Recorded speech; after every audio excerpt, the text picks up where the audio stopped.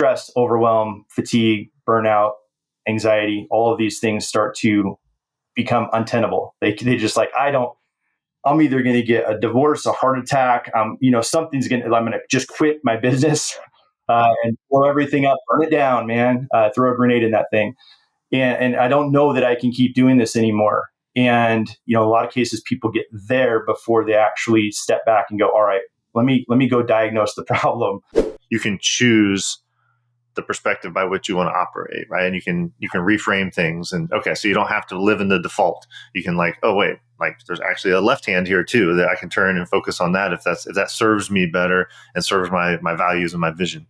Cool. Right. So that's perspectives. I'll let you roll from here on number 2. Okay. And the one we share is purpose, but we define it differently. So when I talk about purpose, I'm talking about, are we being purposeful with what we think, say, and do, or are we just reacting to what's around us and the environment and getting distracted? So are we on purpose or are we off purpose? Right? Are we just scrolling for no reason because we're dopamine addicted, or are we looking for something for a reason? So just this binary check-in with ourselves of, am I on purpose right now or am I not? The next one is principles. Now, principles I divide into 2 categories, which are, one, your core values, which are the bigger themes of how we operate in life. Yep. And then secondly are the principles that those things dictate. So they're kind of the tactical, practical application of our values. And Ray Dalio has a great book on principles where he outlines principles for life, principles for business. Highly recommend people take a look at that.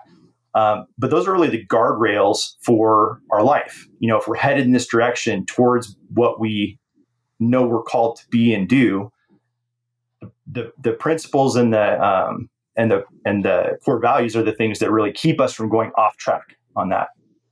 The next one is priorities, and this is where I spend most of my time with my clients. Okay.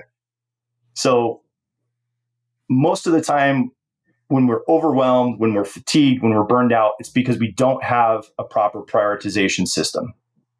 And a lot of people call it time management. It's really not time management. We can't manage how much time we have other than like hiring people and using their time. I get the leverage thing and all of that. But for the most part, it's not acting on or in alignment with our priorities. And we have a differential or a delta between our stated priorities and our demonstrated priorities. Like we say, oh, my wife, my kids, and my health are really important to me. And then the way we show up in life is that they're not. Which creates tons of dissonance and angst and stress and anxiety and it really compounds. And I'm speaking from experience if you can't tell, and then that, to me, this is one of those places where community is just so powerful. It's because it helps you face your priorities. You're telling other humans, this is what I care about. And oh, really? The way you're sharing what you did last week doesn't really seem in alignment with that. And it's so I think coaching community can really help with our ongoing prioritization. So Isaac, I love this is really important, and you're going to kind of have the stage to unpack a really great story and example around prioritization here as we wrap up in a little while. But I'd love to just stick here for a second and talk about do you see prioritization as a constant recalibration, or is it let's get really intense for a month and we're going to get you recalibrated, figure out your priorities, and set up ideal week? There's all these sort of strategic, tactical things to get priorities straight.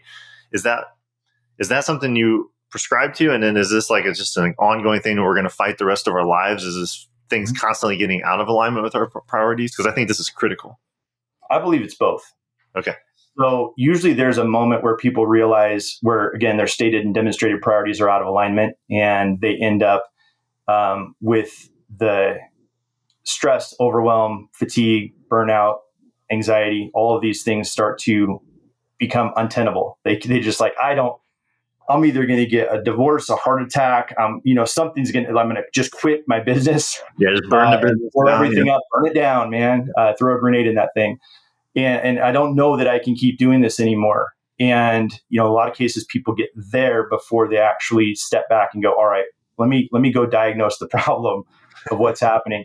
So I think there's this beginning phase of now that I'm aware priorities matter, I need to examine my life in reflection and through the lens of looking at my purpose, through the lens of looking at my values, why I'm here, and create a plan like that's in alignment with that. How do I prioritize? And that's what we'll go through at the end. But how do I actually prioritize my life from the 30,000 foot view? And then my process is every 12 weeks, you just do a check-in and you look at, have my priorities changed? Should they change? Because you're not the same person and you don't have the same next steps in life forever. There should be this constant evolution of like, okay, now that I took one step forward, I can see what's next and I can take that step. And if we do that every 12 weeks, there's a book called The 12-Week Year that really gives us a great example of how to do this.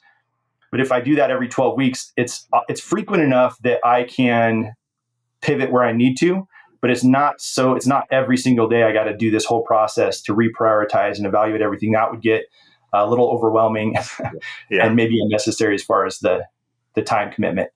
Okay. I love that. Yeah, I think I'm a 90-day, 12-week, huge advocate of that. Quarters, I mean, it's all kind of the same thing, right? And I think that's just the perfect cadence to re-examine your priorities, and it becomes very practical, right? And very tactical. It's like, oh, this quarter, or like, I'm starting a new cycle. What are my priorities, personally and professionally this quarter? And I can go execute on them. And like you said, then in 90 days, you're kind of a different person. And so you've got different priorities. And so it makes sense to recalibrate after you have sort of the initial deep dive to set the bar for what your life priorities are. So I love that practical application of priorities. So yeah, please continue on if you want with the fifth one, or if you have anything else to say on priorities, feel free. On the priority, what you said was that's built into our coaching program. So we operate on that, not just me personally, but as a company, we operate that on that basis as a company and also with our clients to help them consistently feel like they're operating in alignment and know that that's true. The next two are more how you show up moment to moment. So we have your practices, which are like your habits, rituals, things that, you do on a regular daily basis, weekly basis that make your life flow. And if you've read Atomic Habits, if anyone has not read Atomic Habits, I highly suggest it. But it's along those principles of like, put things in your life that are on this regular cadence. So you don't have to come up with the creative juice to decide in the moment what you should do. If there are things that if every day I do this, my life kind of works out, put those things into a system that allows you to get the most gains with as little effort as possible put into recreating this thing. And then the last one is presence. And this is the one that I added that really goes back to the got a minute moment with my son, where we miss so many of the moments that matter in life and we can't go back. And at some point it's too late. I don't know if you've ever waited too long to have a conversation, waited too long to have date night, waited too long to ask that person out, or, waited too long to make a change in your business or correct an action from an employee or a contractor that's getting out of line. And all of a sudden it's a much bigger problem than it was before. I've had more than my fair share of those moments. So maybe I'm out and I don't get to have any more of those moments that blow my life up. But, if we can just be present in the moment, it's the most beautiful gift we can give people, including ourselves. And that's really where we get to experience life. When we're thinking about what we're going to do, we're missing what's happening. And when we're regretting or ruminating on what happened, we're missing what's happening. Yep.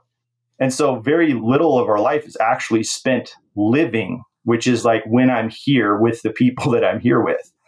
So that was the last one that I added that I think is maybe the most valuable one that's overlooked, and people all crave it. And yet most people don't work to achieve it.